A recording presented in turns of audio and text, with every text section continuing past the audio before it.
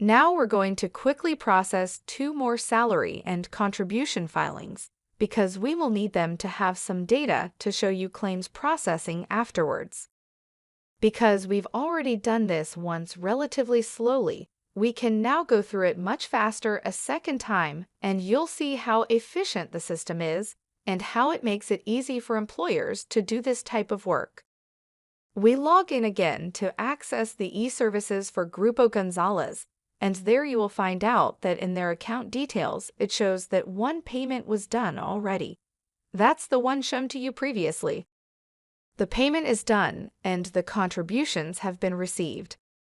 So we can now go ahead and process 2 more of these types of salary and contribution filings. You'll notice that it's very simple. There's really nothing to be done by an individual employer in terms of data entry. The system basically minimizes any room for mistakes. You can observe that with just a few clicks, we have added and then posted the May filing, and we're going to do the same thing for June also. That means indicating that we want to process a new month's filing, adding the filing and then posting it if there is no need for any edits. This is how simple it can be. Now I'm going to exit from this and take a look at our friend Aaron in the Social Security Administration. When Aaron is logged in, he will receive the employer contributions right here under Employer Contribution Filings. He can quickly review and go ahead and approve, and next we'll have somebody post this also. Let's first start with the approval and then the posting of these salary and contribution returns. This was for the May filing. Let's look at the June one also. Both those months were filed together by the employer, and they can be processed quickly now. While reviewing, each time you will see that the details have been captured about the individual employees, their pay, their classification, and so on. Now, we'll go back to the information here and select the person who has approved the filings. Keep in mind again that the name of the approving party could be automatically populated as the system knows who is logged in, of course. In this scenario, however, Aaron is approving on behalf of someone else. As usual, we first approve the filings and then we post them. Now, we'll also go back through the same logic which we had before, which means we move on to the initialization, which makes the salary and contribution filings active and ready to be picked up in the next process. The next process is the trial posting. In this case, we have 2 filings which we are trial posting, one for May and one for June. We can go ahead and proceed with this trial posting in order to see the difference now between the different periods. The beauty of this trial posting process is that if we find anything out of the ordinary, we can trace back our steps and fix it before it has a real impact in the system. We basically have a free simulation step this way for any important transactions with a financial impact. There we can then see the trial posting register, which gives us the same information that we were just looking at before, but it serves as a final confirmation of the final posting process that has just been run. And now we have arrived at the final posting step. For this step, it just takes a few more clicks before we'll be done. We can post the transactions right here. Once that's been done, we can proceed to the payments. At this time, we're going to process the incoming payments from the various employers. In our case, we're only looking for Grupo Gonzalez. Obviously, in real life, the Social Security Administration will have many people working on the system simultaneously, and all of the cashiers will be collecting these types of payments throughout the day. Here we're looking at 2 periods only, May and June, because April has already been paid, as you can tell right here based on how the information is displayed.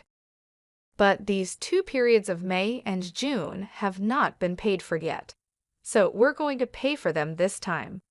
Let's say our employer came to the Social Security Administration offices with a check or with cash. The cashier will then receive the money and process that payment on the spot.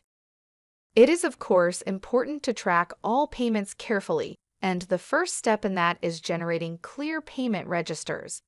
which is a list of all payments received that is to be reviewed and approved by somebody. In our case, we'll have this review done by the first person, Eddie. Then, we'll have an approval done by somebody else. Now that we have the payments approved, by reviewing and approving this, the people responsible in the Social Security Administration have confirmed that payments have been received properly already. In other words, the money is really there. This allows us to post it and do a trial posting so that we can verify how the impact will be of these received payments. You can see that all the information for this is listed here. We're also going to do the final posting now since we're happy with what we're seeing and we are keeping things simple. Therefore, we'll go ahead and post it so that we're done with that process.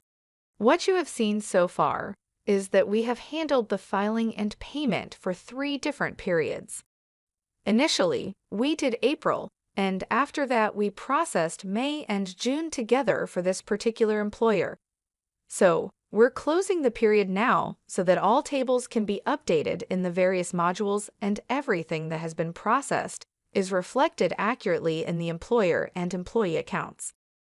This means we can now go and look at our employees real quick and see what they have in their history. If you go look at Manuel Gonzalez, for example, right here you will find that under his contributions, it shows me that he's made contributions for 3 months. His earnings, based on which contributions are calculated, have been capped because of the rules set up in this particular scenario. The system has been configured to only apply Social Security contribution rates up to a certain amount of earnings. An individual doesn't pay any contributions on earnings above that cap that is defined. The system has also calculated credits, which are based on the number of weeks in the month during which an individual worked and for which he or she is paying contributions. Based on the information that we have, the system has already calculated those Social Security credits. In other words, everything is in the system and ready to go. Let's also take a look at our other individual, Juliana Gonzalez. We can see which records she will have access to by going to her self-service. Here are the e-services for Juliana Gonzalez. Because we plan to work on processing claims after this, we first need to go and set up her bank details so she can receive benefit payments afterwards. Let's see how she can define her default bank account details, which should be used for all her benefit payments. Let's say she has a Citibank account, so we select Citibank and then we enter the account number.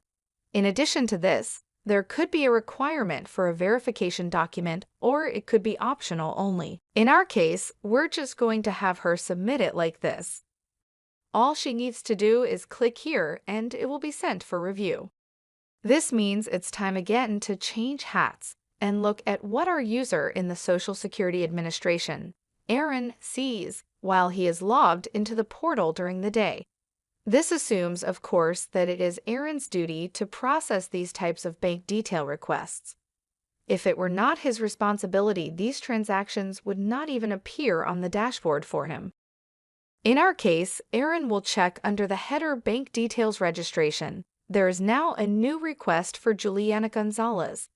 Aaron can review the request and then approve with a single click. You'll notice that the system is blocking the approval because there is a mandatory address field which has not been completed yet. We'll fix this by entering the required address so we can proceed with the process. Now that the request to update the bank details has been fully processed, we can proceed to claims processing because our individual has a good number of contributions under her belt already which have been properly registered. In addition, we just added her bank details so she will be able to receive payments for any benefits that are approved for her.